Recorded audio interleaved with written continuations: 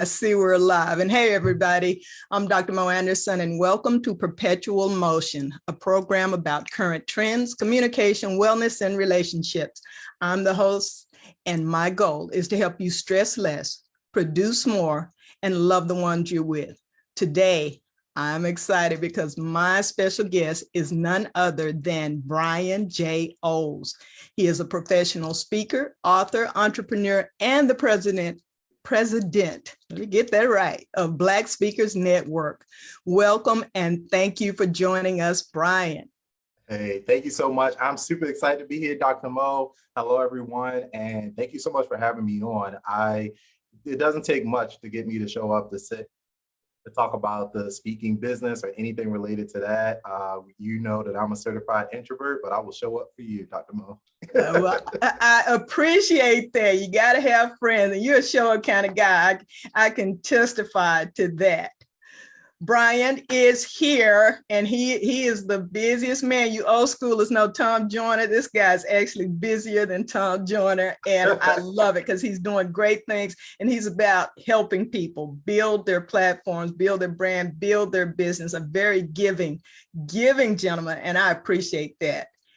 He's going to offer some great tools and tips for becoming a better speaker, no matter what level of speaker you're at, because you may be listening thinking, oh, well, I don't really do public speaking, but we've got some gems for everybody. And like we said in the promo, if you speak in public, you're a public speaker. And also he has a special offer for my listeners, whether you're on YouTube, my podcast, watching us on Facebook on replays. So make sure you hang in there until the end to take advantage of it. Brian, I am anxious to hear your tips for becoming a better speaker and crafting powerful presentations. And I've heard you speak. You're marvelous. But before we do that, you have a personal story. You're transparent about your journey, and I appreciate that. You have a personal story of delivering your first presentation to Toastmasters in 2006. Would you share that story? Yeah, absolutely. And I agree. We probably have a lot of people that be listening right now thinking like, wow, like I really don't see myself as a speaker. And I can absolutely relate with that because neither did I. I'm wearing my certified introvert shirt right now. And so when I first began this journey, my goal certainly was not to become this professional speaker, nor was it to lead a professional speaker organization like BSN, but it was certainly just to get over the fear of speaking. And so, yeah, I was at Morgan State University. Believe it or not, my goal in life was to be an aerospace engineer. Like I wanted to, right now, Dr. Mo, you probably see like all the billionaires, going up into space and everybody's getting re-excited about space travel. Like I've been excited about space travel since I was a little kid. Mm-hmm. And so my path to even get to Morgan State University, HBCU, the building, my path to get there was actually through engineering. And so little did I know, I had a little class waiting for me called Calculus 2. That'll do it. Yeah. I don't know, did you go through, but like it absolutely, I was just like, okay, let me just go see what the School of Business is talking about. All right.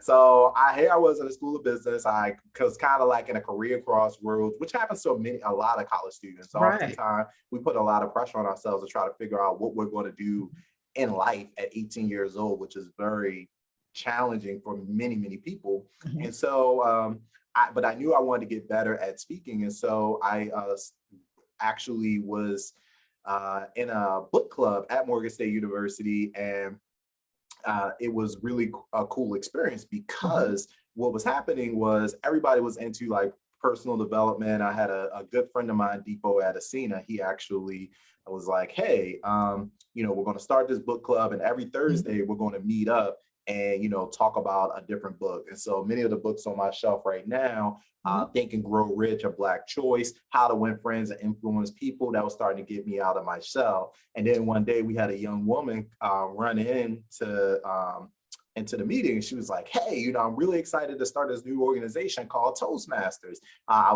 She was down at the conference in Florida. She attended a Toastmasters meeting and she wanted to bring it to Morgan State University. And so fast forward later in the summer of 2006, like as you mentioned, if you were sitting next to me in this small classroom at Morgan State University, you would have watched as I stood up, made my way to the front of the room, prepared to deliver my very first speech in Toastmasters. And to the uninitiated, Toastmasters is an organization that is really there to be a laboratory for speaking. It's a place where you can practice in a safe space and deliver presentations. Plus, you get feedback along the way. Now, since the young lady ran in and mentioned this, I volunteered to be one of the very first speakers. I have no idea why I did that, Dr. Mo, but yeah, it was meant to be. It was meant to be. That's why. I was like, okay, but lo and behold, I was there. So if I put you on that front row, Dr. Mo, it would have been a situation where you would have saw my sweaty palms. You certainly would have heard my voice starting to crack under the weight of the pressure. To get rid of some of that nervous energy, I actually started pacing back and forth. At one point, somebody left the door to the room open. So like I almost like walked like out of the room. My friend Depot also joined. He's like trying to wave me back into the room. So all these things are happening. And eventually I get into my presentation, and that was things that are happening on the outside. People couldn't see what was happening on the inside. And Dr. Mo, anytime we're nervous about something, it doesn't matter what it is. They always say you have butterflies flying around in your stomach. That's what it feels like. And in my case, it wasn't this feeling of majestic kind of Discovery Channel type of butterflies. These were the horror movie, like Hannibal Lecter style butterflies that were butterflies with fangs. Yeah, they're about to bust out of my chest. And I'm just like, can this speech, by the way, the speech was only like 3.5 minutes. So it wasn't a long presentation, but I made it to the end of the presentation. I immediately noticed 3 things, Dr. Bo. Number one, I was still alive, did a quick like self-check. And that was great because I knew I was convinced I was going to die on the spot. Like I have asthma, all this other stuff. I just knew the speech was going to take me out, but I was still alive. The second thing I noticed is that everyone in the room was clapping. In fact, they gave me a standing ovation. And so, wow. What I learned, that's what I said. But later on, what I learned about Toastmasters is, if you ever been to a Toastmasters club, like we clap for everything. Like if you bring your coffee to the meeting, you're going to give a round of applause. So it's not a big deal, but it made me feel good. But the third thing I realized, and this is the most important thing, Dr. Mo, is that I just survived my first presentation. I realized if I can do one, I can deliver 2. And a few weeks later, I took the feedback I got from my first speech. I worked on it, came back, delivered another presentation. 2 turned into 4, 4 turned into 8. And before you knew it, I was off and running. Toastmasters, the goal is to deliver those first 10 presentations. I did that and started speaking outside the club, and the rest is history. But I always share that story because I know we have a lot of people that are listening right now that are probably thinking like, wow, I wasn't born with a microphone in my hand. I am probably not the person most voted to be the next, Les Brown, Lisa Nichols. However, I started with these sweaty palms, a shaky voice, almost walked out of the room. So nothing special about me, but a lot that's very special about the process and tools I learned along the way. And so when my message is that speaking, particularly public speaking, and when we get into professional speaking as well, this is a learned skill. This is something that anyone with the right amount of focus, with the right amount of consistency can do. And if you're already comfortable speaking, then it's a great starting point, but it's not a prerequisite. Absolutely. Great. So many things there. I mean, that alone was worth the price of admission. And I like that, you demonstrated courage, and people need to understand. I just had a big virtual speaking engagement in front of a corporate group. I've spoken hundreds of times internationally, but I had to change tops because you could see my heart beating with the top I had on. It was literally moving, and I've done it so many times. And virtual should be easier than live and in person, but that adrenaline is just a natural part of getting up to do something new. I think people feel it at the starting line of a track meet, and certainly when you're speaking in front of a group. So folks, that's normal. As he said, it's natural, and the more you do it, the better you get. And to the point of public versus professional speaking, this is a fear so many people have, but the interesting thing is they don't realize, and I want to reframe your thinking in that we're engaging in public speaking every day, all the time. There are many different types, but the three main ones are speaking to inform, like you're sharing at a work meeting. If you work with other people, you're presenting to them, or debating who is the GOAT of professional basketball. For me, that's going to be MJ, but for somebody else, it might be something else, but I'll engage in a debate about that. They're speaking to persuade or motivate, pitching a product, selling candy bars for your kid for the fundraiser, talking to a bank or an investor, and then they're speaking to entertain, telling jokes. You might not think about it, but giving that toast at your brother's wedding, that was public speaking. So we're doing it all the time, and we want to just develop that ability, get better at it. It makes us better professionally. It's definitely going to help you with your relationships as well. And that's why we've got Brian here, Brian J. Oles, to assist us with that. You're so right about that. I actually gave a toast a few weeks ago at one of my good friends' weddings, and I was not aware that I was going to be given a toast probably no more than 2 weeks before the wedding, but I was happy to do it. And I was actually my first, after 15 years of Toastmasters, that was my first like wedding toast. And so to your point, you'll never know when like life will tap you on the shoulder and say, hey, here's an opportunity. And you don't want to be that person that's like, not me, because if somebody's asking you, they're seeing something in you, and that's an opportunity that may not come around again. Absolutely. You want to take advantage of that, particularly in that situation for a friend. So with that in mind, Brian, can you share with us your model of building a speaking business? You've got a trademark formula, and can you share a little bit of that with us? Yeah. So, just to give you some background within Black Speakers Network, when I left Toastmasters, one of the things that I did not realize is that there was an entire industry around professional speaking. And so we talk a lot in the United States alone. I mean, there are a lot of things that divide us. You mentioned sports earlier. That's one of them.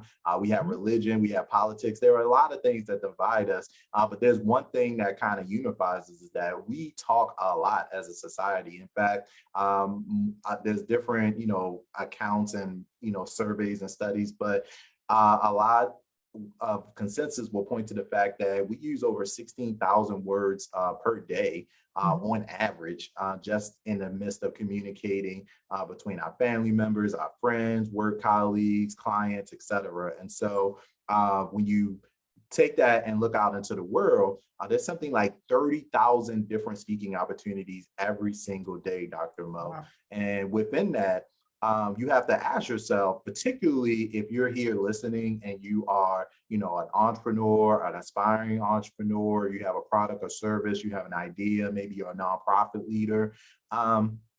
There are going to be a lot of opportunities on the table that you will miss out on if you are not leveraging speaking as a marketing channel to get in front of, ideal customers. And we all know that people buy from people that they know, like, and trust. And one of the fastest ways to build that bridge is through delivering a presentation. Speakers are perceived as people who are confident about their message. You probably have heard the term thought leader before. So individuals who are producing content, who are writing, who are speaking, who are going live on video, who are, doing things like this, podcast. You are positioning yourself as an expert in your industry. And that's one of the fastest ways to increase your overall awareness about who you are, what you do, and what you can provide. But when I left Toastmasters, I had no idea about any of that. And so I went on this journey to find out more about the professional speaking industry. And there were already, a few organizations out there to connect with. But coming from an HBCU like Morgan, and Dr. Mo, Black people, we put a little bit of extra swagger on everything. Oh yeah, Shakari yesterday, for example, in the track meet. Yes, we do. People like, they weren't ready. They are not ready. But we are culture movers. We are influencers. And so I was disappointed when I didn't necessarily see the lack of representation, or when I saw the lack of representation in some of the organizations that were focused on speaking. And so that's why I decided to start Black Speakers Network. And so we do have this model. Our mission is to equip, connect, and inspire the next generation of Black professional speakers. Now, you may hear that and again be thinking like, I'm not a professional speaker, but keep in mind, there are 30,000 opportunities to speak every single day. Right. These includes podcasts like this, small meetings, large meetings, seminars, workshops, webinars, conferences, independently organized events. So there's no shortage of opportunities where you may be called upon, or it may be to your advantage to seek out these opportunities to get in front of an audience. Now, what do you do when you get in front of that audience? That goes to your question. And so we developed a model called the 5 M's. The 5 M's to building an effective speaking business, because most people come into speaking and they ask the question, okay, how do I get started? What do I do? And who's there to help me? And so BSN is really wrapped around those 3 questions, and the 5 M's are there to systematically walk you through. And so the first M is getting clarity on what we call your mission. That is, why am I a speaker? Who is my target audience? And what change effectively do you want to see in the world? And for a lot of speakers, this could be difficult to answer. Normally, Dr. Mo, people kind of fall into one of 2 camps. You got people over here who are like, yes, I absolutely want to be a speaker. Give me the microphone right now. I will rock the house. Right? Yeah. Like, I don't care what the topic is. I will show up. They're just ready. And then you got people over here who are like, well, yeah. Oh, no. Right. Yeah, I don't need to be necessarily up there, but they have a lot of knowledge. They have a lot of expertise. They have a lot of life experience that could help a lot of people if they just, got over that that initial fear or reservation. And so regardless of what camp you fall into, we think that everyone has an audience that they're called to serve. And that's the reason why our tagline is literally speak up, your audience awaits. There's someone out there who needs your message, that needs your unique blend of life experience, perspective, and information that could help move the needle forward. You may save someone's marriage. You might save someone's business. Wow. You may save somebody's finances. You may save someone's career. And so at the end of the day, it's about figuring out what that is. And we have a really special term for that, Dr. Mo, called finding your speaker sweet spot. The speaker sweet spot, again, as you're thinking about your mission, is that intersection between the thing that you're passionate about, your life experience, and what the market actually needs. And for some speakers, it could take quite a while to actually get to that sweet spot because, passion, I'm Dr. Mo, I'm sure you know some really passionate people, but we can be passionate about a lot of different things.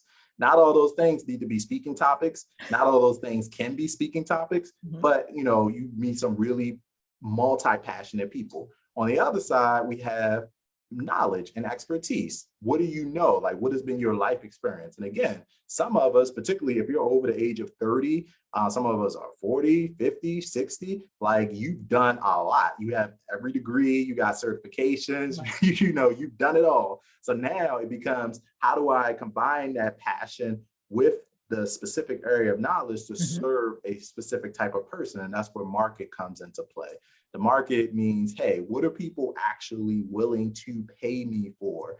And people generally are only going to pay to solve a specific problem.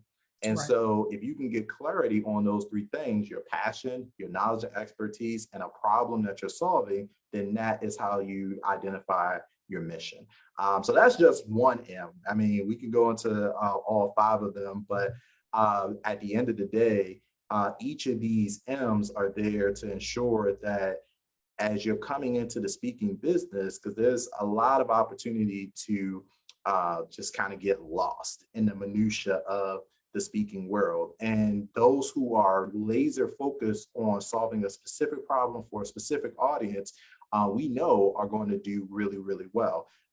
If you try to speak to everyone, if you try to serve everyone, you ultimately serve no one. And I'm going to jump in there because you just made such a profound point and something that I came to about a decade ago, because I have, like you said, I have so many interests. I have a lot of things that I have made myself an expert on, but it doesn't necessarily mean that I'm that people are going to gravitate to me for that particular thing. So I started paying more attention to and it's gotten even better, but with social media, if you have a page, there's a back end there that's showing you, demographics, who, what, and where.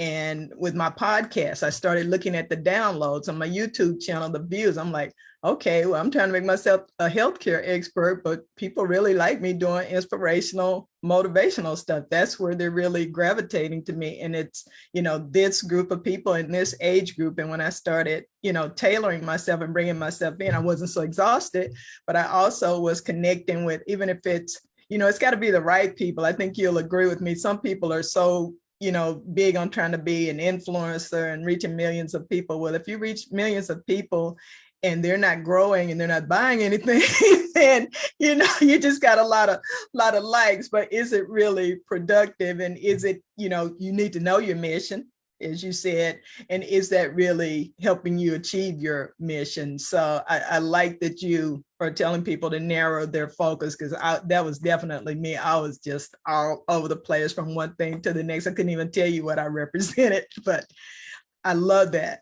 It's important. It's so important. And the problem with it is, I have a slogan where I talk about, you have to slow down to speed up. Some people aren't willing to do that because it's the perception is that it's expensive and that you're going to miss out on opportunity. People in the United States, right, we don't like to miss out on anything. The FOMO is real, fear of missing out. Right. It's absolutely real. But it is very, very expensive not to do that work on the front end. So I'm glad that you did that. And you mentioned several different tools that allow you to actually go out into the marketplace and figure out what people really are asking for, and what they're not just what they're asking for in general, but what they are asking for, from you. And it may not be the thing that you think about initially. And so I think that's a very important insight as well. So I love it. If you're just joining us or listening on replay, I want you to know that my guest today, I'm Dr. Mo Anderson, and my guest today is Brian J. Olds, a professional speaker, author, and entrepreneur, and he is the president of Black Speakers Network. You can find them on Facebook. Got to like their page and visit Brian. He'll give you his contact information, but I believe it's brianjolds.com, and I'll drop that in the comments as well. Phenomenal leader and a great speaker. If you need someone for your corporation or workshop, look him up. You can hear him and tell he's just so poised, and he is a wealth of knowledge. We have a question before we go to the next thing on my list. Anthony wants to know, do you have to change the way you deliver content when it's live versus virtual? And folks, drop your comments in if you have a comment or question. When it's live or virtual, do you change the way you deliver content? Yeah, great question. I think everybody was grappling with this last year when the pandemic first became a thing, and a lot of meetings were canceled and virtual presentations became the norm, and they still are the norm, but we're also seeing a rise of hybrid presentations as well. I think there are some nuances that, of course, are going to be taken into account. For example, right now, I'm delivering this presentation, via Zoom out into, into the multiple platforms that it's going to show up on. Right. I am right now, speaking into a camera. And so very different than, speaking in front of an audience. And Toastmasters, and that actually gets into our second M, which is message. So that was a beautiful, question. In message, that was the main thing that you learn in Toastmasters, is how to not just, Toastmasters, they don't really care about what you talk about. They are focused on delivery. So how do you take the information and convey it in a way that's going to maximize your ability to influence your audience? And so you hear a lot of different topics come up that are drilled into you in Toastmasters. Eye contact is one of those things. Vocal variety, hand gestures, body language, the cadence in which you speak, how many words you use per minute. You can alter your pitch, your tone, all those different types of things. And so a lot of those fundamentals carry over into a virtual environment. Some of them do not necessarily. Right now, I am sitting down. I'm in a static environment. I can't scan the audience and look for, and a lot of times in live presentation formats, they call it, find the friendlies. So, find the people that are smiling back at you. You can't do that. Only person smiling back at me right now is Dr. Mo, which is great. He has a great smile.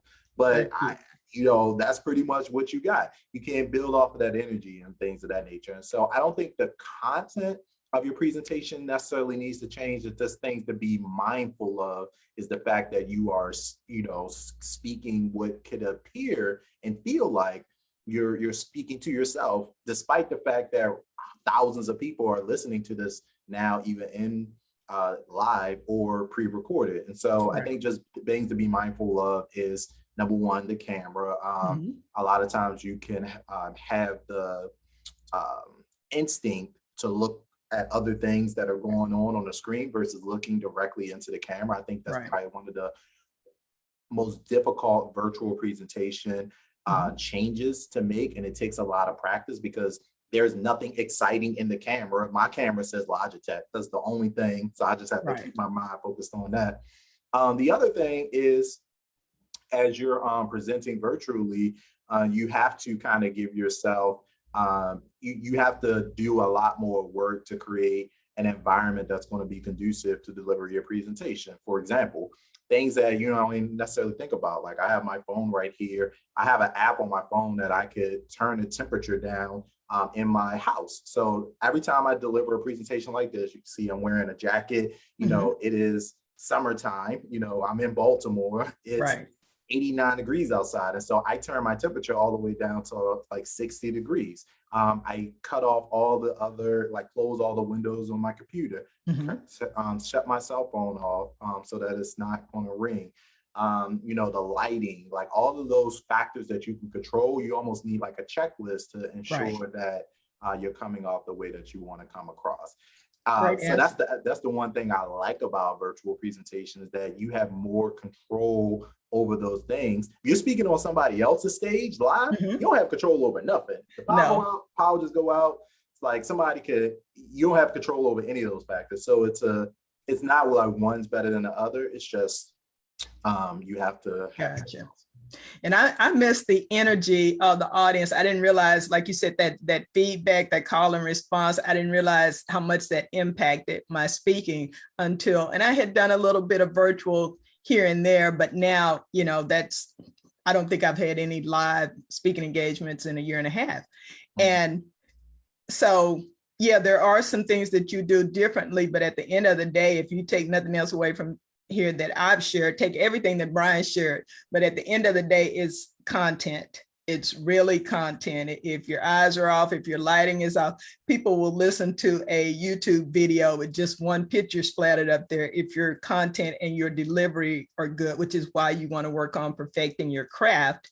And for those of you who are doing a lot of Outlook and Zoom and Skype, and you're just using your computer, I'm going to ask you to share. But first, I'm going to share some of my favorite tools for virtual speaking, because someone asked me to address this when they saw this was coming up. So I've got, and we're just trying to cover all the bases. You want to get you a microphone if you can, because the built-in microphone on most PCs is just not going to give you the quality of audio. There you go. I got the Blue Nessie. And then this pop filter. I breathe a lot. My P's come out real hard. The filter, and you see here that it can attach either to your microphone or to your desk or wherever you're speaking. That would be my first investment, is that you do that. I also have a portable green screen behind me. If you're wondering where I am, I'm helping my parents with something. And so there is actually an unmade bed behind me, but you can't see that because I grabbed all of my portable gear. I knew I had a couple of video podcasts to do. And so I've got a virtual screen behind me, and I've got a little bit of halo effect, but it looks better than what's actually back there. Another one is, I don't know if you know this one, Brian, but the Yellowway lavalier microphone, whether I'm at out interviewing somebody remotely, or let me hold still, it's blending in. And there we go, yellow way. And I'm going to drop these in the comments, but it's a microphone that you plug directly into your phone so you don't pick up so much of that background noise, you're not lost. And it's got a little adapter. You can put two mics on, you both clip it on, and the sound is so much better than just you talking into your camera, into your phone with the wind blowing and all of that. And then my favorite is my autofocus HD camera. There are also ways to use your smartphone. If you've got an old phone, if you're an adapter like me and you've upgraded, you can easily read how to use that phone as a camera, and you've got a great full HD picture. And that will help you whether you're presenting again to your workplace, to your sorority, to whomever. You'll come off much more professional, and that makes an impression on people when you're going to look better, you're going to sound better. And for virtual presentations, when you're editing, you download, you edit, you're doing something afterwards, there's going to be a lot less editing because you've used those tools up front so that you have a quality recording. And I'll drop those in the comments. What about you, Brian? You have any favorite tools or tricks you use? Yeah, I mean, I think you hit on some of the most important ones. The things that I think I would add in would be like lighting. And so having a high quality ring light. I have several lights that in the studio here, but look up, you want to Google, if you're going to be in a stationary environment, like this is the room that I do all my recording. We actually have a television screen behind me that I use sometimes if I'm standing up and delivering like an actual keynote presentation, so that, I don't necessarily have to share my screen. I could just use that screen and give a more immersive experience. But I think lighting is the last piece of the puzzle on top of everything that you mentioned, because people want to be able to see you, and oftentimes, you want to make sure that there's nothing kind of distracting your background. So I love the green screen as an option, but also with appropriate lighting, just making sure that you can be well lit. And a lot of times people think you have to spend like a lot of money. A lot of these ring lights, if you get two of them, like put one on either side of you, they work really, really well. They're like $15 or $20 on Amazon. And if you are using your phone, like you're going live, you probably only need one, but there's a device attached to the ring light that you could just put your phone right in there, use the front facing camera, and then people, particularly with that lavalier mic that you have, Dr. Mo, that thing, those two things combined is almost like studio quality recording. Absolutely. Like most of our phones are recording in high definition 1080p, so you have a pretty solid setup with those. So great. And again, I'll drop those links in to help you guys go directly to them, or at least to the type. I'll drop those in the show notes and comments. Thank you, Brian. We're getting a little close on time here, but we've got to hear a little bit more about Black Speakers Network, which I don't know if I said, but I am a member. Happy member who is learning great things. Love those Sunday webinars that you do, bringing in experts to teach us how to become better speakers, to monetize our speaking, because it's great to do it, but it's even better to be paid for your efforts. And that's another question here. How do you transition from being known as the free speaker to getting paid to speak? And I think you can kind of address that and wrap it into why it's of a benefit to join Black Speakers Network. Yeah, absolutely. And so to answer the question directly, the only way you can be known as a paid speaker is to start asking to be paid. You have to, I think sometimes people feel like they're like pigeonholed into like certain things. And the reality is that you have to charge your worth, but you also have to know your audience. Some organizations, some speaking opportunities aren't set up for you to be paid, and some are. If you're speaking at a large conference, if you're speaking at a college or university, if you're speaking at like a foundation or for like a nonprofit, those types of places have a speaker budget, or they have a training budget or professional development budget. And if that's the case, they're used to paying speakers. If you're trying to go to places like, schools like, K through 12, or if you're trying to, go to like other, like on podcasts and things of that nature, they typically are not paying speakers. And so your objective in those forums are a little bit different. And so you kind of have to know who has a budget, who does not have a budget. And for the people that do not have a budget, your objective might be a little bit different. Your goal may not be to get paid directly. You may have a product or service on the back end that you're charging for. You may be collecting contact information, or the goal may just be to, direct those individuals to a free lead magnet or something that you are offering so that they can stay in contact with you. For the folks that are paying, you still are going to need to figure out what your price is as a speaker, and not be afraid to ask for that or walk away from opportunities where it doesn't make sense. And there are also another category of speakers where you are actually paying for the opportunity to speak. And sometimes that might make sense. If you're a new speaker, it may make sense for you to pay for the opportunity to be on a specific stage, but you have to make sure it makes sense for your speaking business.